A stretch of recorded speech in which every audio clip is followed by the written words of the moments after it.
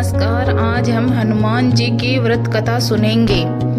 एक समय की बात है, एक ब्राह्मण दंपति की कोई संतान नहीं थी, जिस कारण वह बेहद दुखी थे। एक समय ब्राह्मण वन में हनुमान जी की पूजा के लिए गया। वहां उसने पूजा के साथ महावीर जी से एक पुत्र की कामना की।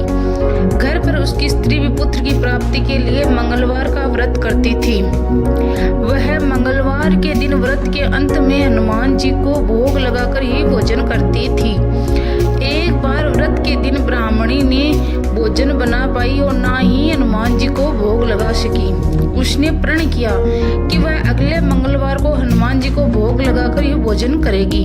वह भूखी प्यासी 6 दिन तक पड़ी रही। मंगलवार के दिन वह बेहोश हो गई। हनुमान जी की उसकी निष्ठा और लगन को देखकर प्रसन्न हुए। उन्होंने आशीर्वाद स्वरूप ब्राह्मणी को एक पुत्र दिया और कहा कि ये तुम्हारी बहुत सेवा करेगा।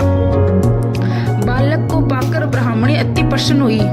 उसने बालक का नाम मंगल रखा। कुछ समय उपरांत जब ब्राह्मण घर आया तो बालक को देख पूछा कि वह कौन है।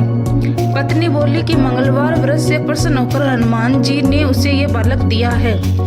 ब्राह्मण को अपनी पत्नी की बात पर विश्वास नहीं हुआ।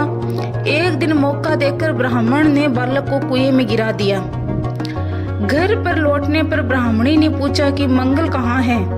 तभी पीछे से मंगल मुस्कुराकर आ गया। उसे वापस देखकर ब्राह्मण आश्चर्यचकित रह गया। रात को हनुमान जी ने उसे सपने में दर्शन दिए और बताया कि यह पुत्र उसने ही दिया है। ब्राह्मण सत्य जानकर बहुत खुश हुआ। इसके बाद ब्राह्मण दंपति प्रत्येक मंगलवार को व्रत करने लगे। जो मनुष्य मंगलवार व्रत कथा को पढ़ता है, सुनता और नित्य रम से व्रत करता है, उसे हनुमान जी की कृपा से सब कष्ट दूर होकर सर्व सुख संपत्ति प्राप्त होता है और हनुमान जी की दया के पात्र बनता है।